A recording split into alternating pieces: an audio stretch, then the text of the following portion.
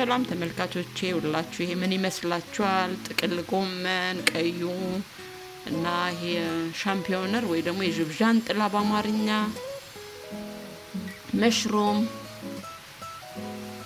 ይላችሁ ደስ የሚል የጾም አማራጭ በቃ 10 ደቂቃ የፈጀ ምግብ ነው። ከፈለጋችሁ ላሳያችሁ እችላለሁ።